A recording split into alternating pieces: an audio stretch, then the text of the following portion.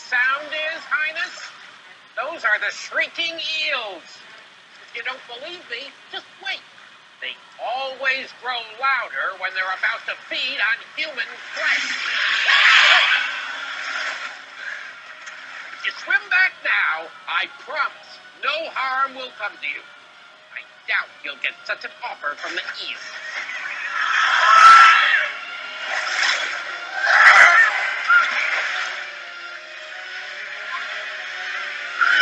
She doesn't get eaten by the eels at this point.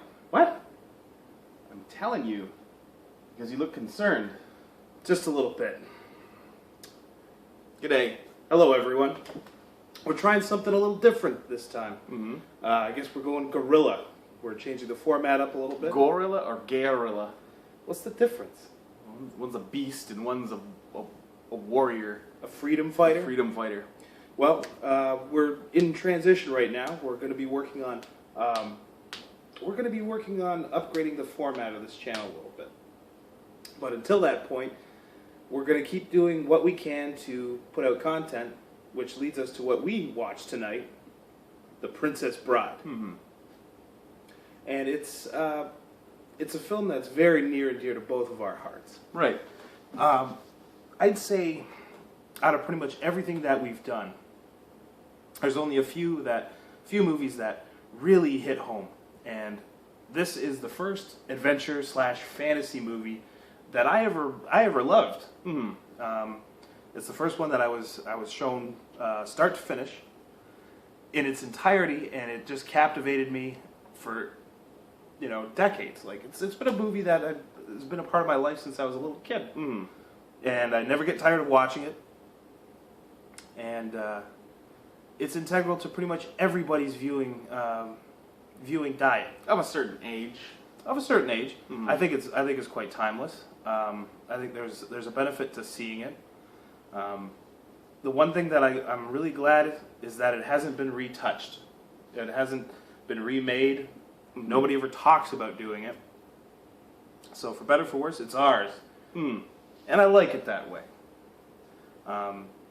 Growing up, we never got to see all the movies like Conan the Barbarian until we were a little bit older. Yeah, like 5 or 6 anyway. Well, you maybe. Me, I wasn't even born. I was barely a glimmer in the corner of my parents' eyes. So for me, this had everything. As Peter Falk says, it's like sports, sword fighting, adventure, Chases, escapes, torture, revenge, true love, miracles. Yeah, that sounds pretty good. So yeah, getting into this movie isn't hard for a kid. No. And no, I can't count how many times I've watched this movie, and it's probably one of the most important films I've ever seen. It's weird because there's a few things that I thought was really terrifying as a kid, like the machine. Oh my God, that scared me as a kid.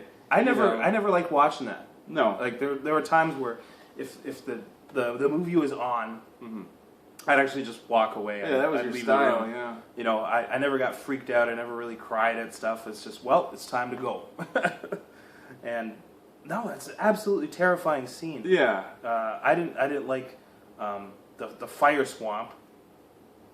In general, like I didn't like the huge rats, the ROUSs. There's a lot of things in here as a kid that terrified me, and it made me wonder why I kept coming back to it. And it's such a charming movie, and I think that's my favorite part of it. About it is I like all the actors in here, and they just tell a wonderful, very bread and butter story. And they don't overcomplicate it. There's great sword fighting, and you talk about movies that influence things. After watching this movie, I always wanted to pick up fencing. I tried that, about 15 years ago at university. That was hard. It's physically demanding, I'm not in the best shape ever. No. In my life, and that was surprisingly tough. You felt it in your legs the next week afterwards, it just wiped me out. But anyways, it has one of the greatest, well, maybe even 2 of the greatest sword fights of all time. Oh yeah. You have, what I like is it's like it's very intense. There's no such thing as like stunt doubles. These guys were actually there doing the moves and whatnot. Very, very beautiful sword fights. You know, it's how they should be, and how how a lot of films mess things up. Just watch this movie and take lessons, because this is just an amazing fight movie. You know, it's kind of like that one video we watched about Star Wars, like the prequels, where one guy was saying, yeah, you know, it's a very choreographed fight that's going on, but it's so choreographed that it's, after a while, it goes on so long and it gets boring. There's no real emotional content there. Here, it's loaded front end. You know, you got Inigo trying to kill this man who killed his father. Yeah. You know, he's been trying to do it for 20 years, and when, you know, very emotionally charged. Yeah, there's stuff at stake here. Yeah, there's meaning behind it, and there's of course, like the fight between Wesley and Inigo it starts off as a sportsman's contest, right? But then as things kind of progress in the fight, you know, you realize Inigo he's trying to come back from being like a do-nothing drunk. He's got something at stake. He doesn't want to be a bum anymore. Yeah. And he wants to get back on the path of finding his father's killer. And Wesley, you know, kind of imparts that he has something at stake here he's really willing to fight for. And a sportsman's challenge turns into a real... So when did everything go on the line all at the same time? You Stakes went high about halfway through. Yeah. And, you know, that's kind of the vibe of the movie, is... I always took away from it as a kid, and it's something that I always felt was true. And it's a lesson that I think a lot of young people should have, is, you know, seeing things through to the end. And sometimes you hit hiccups and bumps in the road, and things may not happen immediately for you, but... You know, if you work hard enough and you keep at it, you know, there's nothing saying you can't, you know, achieve a goal that everyone laughs at and says is unreasonable. Well, you know, it's the question of, what would you do for love? You know, would you do anything for love but not do that kind of deal? I don't know. Yeah, if you wanted to slide a Meatloaf quote in there. Yeah, I do. No, when I look at that movie, that's pretty much it. Is everyone has a chance to become a good guy, and that was one of the first movies where the bad guys became good guys, for me, anyways. And I liked it. Yeah, because, you know, it starts off there. As much as you like Inigo, he's going to be part of the group that kills a woman. Yeah, they're going to kidnap and kill this woman and leave her on the frontier. And no, for them to all, or most of them to decide independently, it's time to become good guys. We forgot what we were about there for a little bit. And this guy's passion and his desire and, you know, his commitment to true love inspires people. You know, he becomes a champion, and that's a wonderful message. I like it. You know, that's impactful to me as a kid. There's nothing better than a good, honest hero. Well, you know, it's kind of like how I think we grew up with, like the cartoons we used to watch when we were kids. It was very much things like He-Man and G.I. Joe, and those shows are about fighting bad guys, fighting evil. And though I don't watch cartoons anymore, I don't know what the kids are watching. You know, it's what is your show about? Well, the magic of friendship or exploring. No, you know, and I think when we were kids, stuff was on the line. Yeah, you know, we're gonna fight Cobra, justice. Decepticons, and, you know, The Foot Clan. The Foot Clan. You know, we've got to get around to Skeletor sometime. You know. Yeah, Skeletor. He's a different thing. Like, you know, he's indomitable, but it's the fight that's important. It's fighting for good.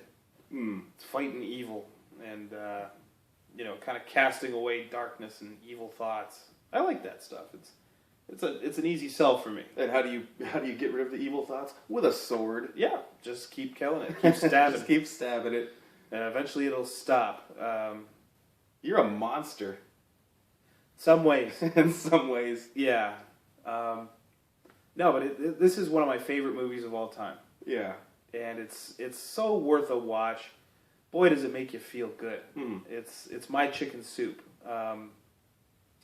Yeah, it's right there with The Last Starfighter. Princess Bride and Last Starfighter are neck and neck for chicken soup movies. I can't heap enough praise on it, even though the music isn't that great. The Our love is like a storybook story. Yeah, you kind of rhyme story with story, but yeah, it's a good tune. Okay, you just can't rhyme story with story. like story and a whole lot more. Story. Yeah, story and a whole lot more. Yeah, you can. I'm just making up gold here. No, when it comes to this movie, it's just pure enjoyment for me, and it's never. I hope it's never going to be remade, because it deserves to live and exist where it does, and I don't want to see it touched. It's one of the few movies I really don't. And that's not your call to make. I don't know. Get real. I don't know. But we can dream.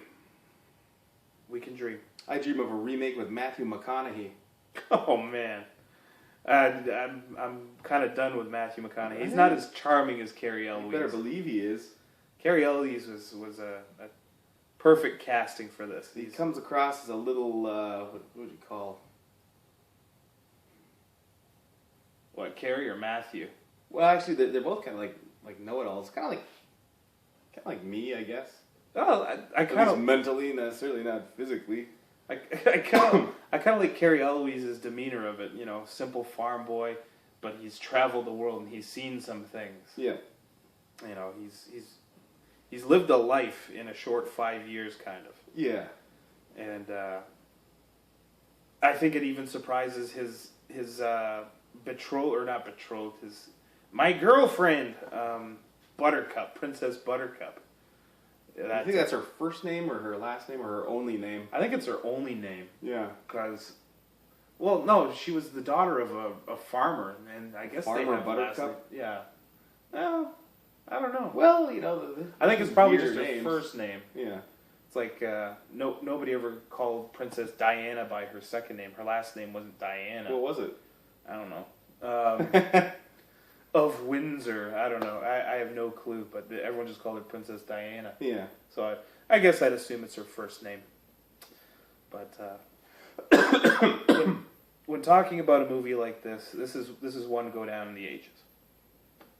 I think this is one of the greatest movies ever made. And I know there's some people out there that haven't seen it yet. Well, everyone's seen it.